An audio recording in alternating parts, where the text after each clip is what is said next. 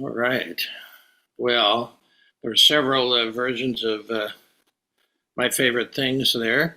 Uh, and that'll play into today's talk and Invisible Man as well. I can, yeah. This is the fourth talk uh, that I would call, the beginning of my Square One series. I've been meditating over 50 years now, and I felt it was time to go back to Square One for myself, but certainly for the group. We've been working, some of you have been here for into the fourth year, and maybe go back to just Square One and see, basic principles. Uh, we had that talk on the eclipse, uh, how certain things can eclipse uh, the Pink Floyd guys say everything under the sun is in tune, but the sun is eclipsed by the moon. So what eclipses uh, our life? We live in this kind of darkness so much, and how thinking can eclipse experiencing life. So now all of a sudden you're caught in thought. Yeah. Uh, and then we had the path of the ice cube. We talked about that. How awareness tends to melt our solid rigidness, and we can begin to flow a little bit. And then last week it was called Waltzing with Awareness. We talked a little bit more about awareness and how it's a dance. Now, conventional wisdom says, curiosity killed the cat. And, conventional wisdom is often wrong. Like in the Middle Ages, when they were trying to stamp out people doing their own kind of contemplation or meditation, especially in some of the Protestant groups, all of a sudden idle hands make the devil's workshop. And so they just try to have people keep busy. Okay, don't be pulling aside to think on your own, to contemplate, to try to connect with the inside. Idle hands are the devil's workshop, so always stay busy. We still say when we meet people, well, are you keeping busy? You wonder about that. Okay, so conventional wisdom, curiosity didn't kill the cat. Curiosity birthed the Buddha, and we're very much walking on the Buddha side of the street. We've got the one street, the one way, and there's the Buddha side for me and the Jesus side. They both have something to add. We'll go to the Jesus side in a few weeks, but I really want to work on the Buddha side of the street now. To really help us learn how to make the meditation, which follows the talk here today, is sort of the center part. This is a poem that came during the week. It's called Waking the Invisible Man, which will connect to our screensaver. Goes like this. Waking the Invisible Man. Because it's afraid of life, my ego tries to clothe its false self in an outfit that pretends to be objectively real. Because it's afraid of life, my ego tends to clothe its false self in an outfit that pretends to be objectively real. It winds thought around my nature. It winds thought around my true nature like an elastic bandage, striving to make myself visible to myself and to the world. It winds thoughts around my true nature like an elastic bandage, striving to make myself visible to myself and to the world. As if I were some kind of invisible man that could only become real as the gauze of thought covered my luminous, naked soul. As if I were some kind of invisible man that could only become real as the gauze of thought covered my luminous, naked soul. Yeah, that came out the other the week in terms of working on the talk, and one fed the other. First of all, because it's afraid of life, my ego tries to wrap a gauze of thought around ourselves. to make us visible. If you've ever saw the original Invisible Man thing, he had to wrap himself up, otherwise he wouldn't appear. Well, it starts with the fear, and ego works on the fuel of fear. It's like on you know high leaded octane gasoline, and that's fear. Okay, and it's afraid we won't be seen. It's afraid that we wouldn't appear real. So that's how it eclipses who we really are, which is our true self, with the kind of gauze of thought. That image came out during the week, struck me. And so we want to unwind it a little bit. Buddhism is about unwinding and unbinding ourselves and actually becoming real to both ourselves and presenting who we really are to the world. That's one of the great gifts. So I'm going to show you some of my favorite thinks. That Julie Andrews, made that song popular in her film, and she comes over to the mountaintop and is talking about that kind of stuff. These are some of my favorite things. Well, here are some of my favorite things. I'm going to show them to you. And some of them you'll recognize. And part of this idea of curiosity, let's see if I can find it here, is, we got this obsessive mind. You only have to meditate a little while to see how we go into these obsessive kind of thought loops. You might maybe got an itch and then you start thinking about something and all of a sudden you're in the world of thought, and then one thought leads to another thought and you're looping the loop, as they say. And it doesn't just happen during meditation, it happens during the day. We get lost in thought. Jefferson supposedly was depressed by the thought that he'd sleep 8 hours a night and that a third of his life would be spent in sleep. Well, he didn't realize how much actually good happens as we go to sleep in terms of cell repair and whatever. So he invented a machine to wake himself up, like a timer, to wake himself up after 45 minutes and then get up and work on something, then go back for 45 minutes. I'm not sure that's a good approach, but because so much good happens while we sleep. We also deal with we have dreams, which are always positive, even nightmares. But for the 16 hours that we're awake, how much of that time do we spend lost in thought? Not really experiencing life, but looping. Yeah, so let me see if I can find this video. And let's see. No, that's not it. Where are you? Where are you?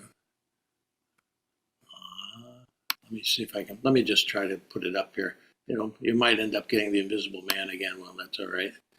Let's see if I can find it. So maybe we'll get lucky here. No.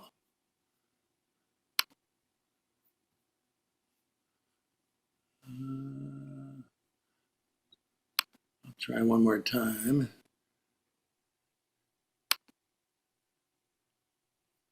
See if it works.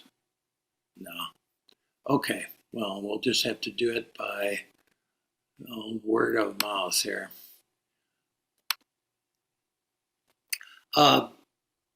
So where do I go? For 50 years, where do I go? Well, when you get curious, again, curiosity didn't kill the cat. Curiosity made the Buddha.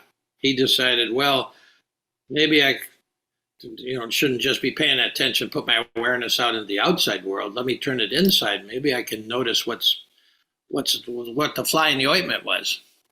Yeah. So in these years of sitting, these are 6 of my favorite thinks, 6 of my favorite thought loops, you could say, and you might relate to some of them. And then the reason I'm showing these is to give you some ideas for your own when you practice yourself, to start to recognize these loops that you can spend a lot of your life in, just thinking about life. Well, the first one for me is planning. When I leave just being aware in the now in my body. One of the most the most common ways that I leave is I'm planning something. And there's a lot of little subheadings underneath. Sometimes I'm rehearsing for this talk, for instance. Uh, Somehow I'm worrying. Worry always is about the future. These are basically all futuring things. We're going into the future in our mind, even though we're right here and there's nothing. Future often, how many times have you rehearsed for something and then when you got into the actual event, it didn't work at all? It didn't work at all. Or if you stuck with it, it was a disaster. So rehearsing, worrying, just basically futuring, trying to live in the future. That's a big category, I think, for a lot of us. And then the opposite category, which might be more uh, to your liking, is replaying. I just call it replaying. It's like hitting the replay button on your video and you're going backwards. You know, replaying stuff that happened yesterday or 10 years ago. You know, replaying guilt, grudges, shame. Trauma is actually replaying. It's not, you know, you've got traumatized by some experience, but then the act of replaying it. And most trauma guys say you've got to get back to the body. The body knows the score about trauma, but so it's not just so bad. It is horrible. You get traumatized the first time, but then you replay it. It just comes back in your mind, and you've got to know what you do there. So that's planning and replaying, going in the future, going in the past. Another thing I do is I call it Googling. I'm out there and I'm searching for the answer to some question, or searching for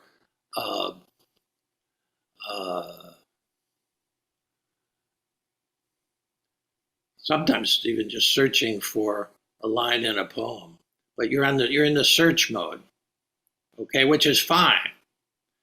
It's fine, you know. In normal, you know, sometimes I'll remember a line from a poem I like, but I don't remember the rest of the poem. You can type in one line on your computer, get the whole poem. That's great. But when you're sitting, you can, you know, especially when you have a kind of existential problem, the mind's just doing this out there. It's trying to, in a way, answer some question. It doesn't work. I mean, the whole certain part of Zen practice tries to explode that thing where you try to search for an answer to an existential question, which it can't be searched. And so how much time do you, so I go there. Then there's analyzing, which is just trying to find out why something happens. Okay. It's a kind of spreadsheet mind. You're trying to lay it all out. And, you know, I remember my sister in her diary wrote one time about boyfriends. And she said, positive, negative. And she was listing these things about these different boyfriends. You're into analysis there. Now, analysis in life can be quite helpful. Like my son Jared brought a table so that we could put the drinks on for the derby party. And then I had to unfold it. I had to fold it back up so it could be taken. I couldn't figure out how to fold it back up. The legs seemed to be too long. And so I said, this can't, you know, so you're using reason there. Well, I finally, by examining it and actually using the scientific method, I figured it out. Well, that's great, but that's live. That's actually to do some good rather than just why. That wheel can spin. So that's analyzing. A big one for me is judging. That's one of my favorite things, you know, and just judging myself most of all. You know, I'm supposed to, you know, part of me says you should be able to please all the people all the time. Well, when one person isn't pleased at the party, what did I do wrong? You know, you go into that self-judgment or judging others. So who does she think she is? You know, who hasn't spun out with that one? Okay, so judging. So we got planning, Googling, and analyzing, replaying, judging, and then there's emoting. Sometimes just an emotion starts to rise and we go off spinning thinking about it. The emotion, you know, can be dealt with in the body very productively because emotions have a lot of energy. And in some future talk, hopefully hopefully Debbie Mahoney will do the writing experience of how you can actually work with a very strong emotion in the body using words too on the page. But when we spin out and just try to think our way, either try to run away from it, if my mind moves fast enough, I won't feel it. You know that whole thing. So those are my six, favorite thinks, as you want to call about it. And there's a lot of other variations. So sometimes I'll just come back and just say planning, where I'm rehearsing or composing, something like that. I just say planning, Googling, analyzing. And so then you're starting to, when you come back in 50 years of meditation and say judging 100,000 times, at some point it wears out. It just does. That happened to me recently. And the last thing in Loretto, judging, and then it just wore out. It's still there. I still spin out into it, but it doesn't run my life like it used to. And so this practice of just when you go out there on the way back, just sort of notice. And if you, and a lot of times I can't really even notice. I'll just come back and say thinking. I know I was out in the thought realm, so I'll just say thinking, and just that learning there that I was spending time thinking about life. Now I'm back experiencing it. It's again going all the way back to when we talked about being in the box of thought, or being in life, free to experience. So we're always going from experience to thought. Out of your 16 hours of the day, how much time do you just spend it lost in thought? That's a good question. It's a scary question for me, especially as you get older. And the days, every Monday the pill box is empty and you're putting your pills back in. It's another week. All right. Somebody wrote a great book. It's called 4,000 Weeks. If you live to be 80, that'd be 4,000 times. 4,000 weeks. You know how fast a week goes, or a month, or a year.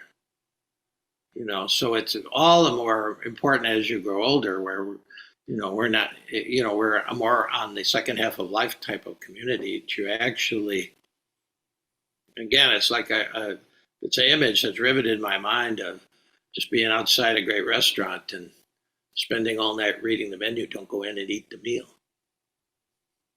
This is about eating the meal. So this third short little poem, both of these poems will be in the morning thing on Monday. This is just called Woke. I've been sort of pissed off for a while that, these certain politicians would say, like Ron DeSantis said, well, Florida's where woke came to die. Well, it just rubs my wrong side of my Buddha nature. Buddha meant the guy who woke up. That's what Buddha means, the guy who woke up. And so finally this poem came out. Following the Buddha way, we study the self. Studying the self, we forget the self. Forgetting the self, we remember to be aware now. That's a Dogen, Dogen Zenji, a Zen master, had something like that. But I tried to just put it in more modern terms. Following the Buddha way, we study the self. So this is turning the microscope inside, and then also mostly studying what eclipses the self, you see, which is thought. So studying, following the Buddha way is we study the self. You don't have to sign up for, some Buddhist Sangha. Buddhism is just about to be woke up to, well, the days are slipping through your fingers here. We study the self. Studying the self, we forget the self. It's that idea of this, how many times can you say judging to where it doesn't start to fade? It really does. Studying the self, we forget the self. We just leave it out there. We come back to something realer, you see. And then forgetting the self, we remember. Well, what do you remember? To be aware now. No matter, it doesn't mean just on the cushion for formal meditation. It means on the fly, 16 hours a day. Be aware now. If you know the poem, The Hokey Pokey, that is the poem in like a little diamond, 3 words. Be aware now. You make awareness the master and thinking the servant. You make now primary and time secondary. You make being your purpose and doing flows from it. That's how you turn yourself around, and that's really what it's all about. Now, it's a pretty short poem anyway, but if you want to really boil it down, render it down into just kind of diamond nature, it's what are you remembering? To be aware now. Just be aware now. Be in awareness now. Not replaying, not fast forwarding, not going on all these different. That's what you come back to, and that Buddha energy, which is very much Jesus has his expression of it, but that being aware now, to be living. Jesus said, "I came to give you life and give it to you in abundance." Jesus was a partier compared to John the Baptist. They said, "Hey, what's all this eating and drinking? What's all this stuff?" Well, he said, "I came to give you life and give it to you in abundance." The Buddha said, "You wake up. Don't be sleeping 24 hours a day." You see? So that plays right into, that's a little nugget of, and that, the Buddha and the Jesus path, they run on love. Buddhists don't talk about it that much. Thich Nhat Hanh does, of course, but a lot of Buddhists, it's wisdom, it's compassion, it's emptiness, or whatever. But their emptiness means uneclipsed. You see, I can't see the screen now at all. I really can't see the screen now at all with just this little thumb in front of my eye. You see, so be aware now, and that's really what the training is. We're just being here, aware now in our bodies with all the sensations. And then something, maybe your knee hurts a little bit. Oh yeah, I need to make that appointment. Well, that's helpful, but then that leads to another thought. And I don't know, do I want this guy? Or do I want that guy? I better get some more recommendations. Better Google this guy. After a while, you know how the mind goes, loop to loop, loop to loop. So you're training in having your witness catch that looping, and you just bring yourself back and you just say, analyzing, judging, Googling, whatever you can have your shorthand. And if you don't really even know what the hell you've been doing out there for 20 minutes, just bring yourself back thinking. Now you're back and being aware now. Yeah, so I think that's good enough for today. That's waking the invisible man, as I call it. Yeah. Okay. Well, let's think the talk is good enough.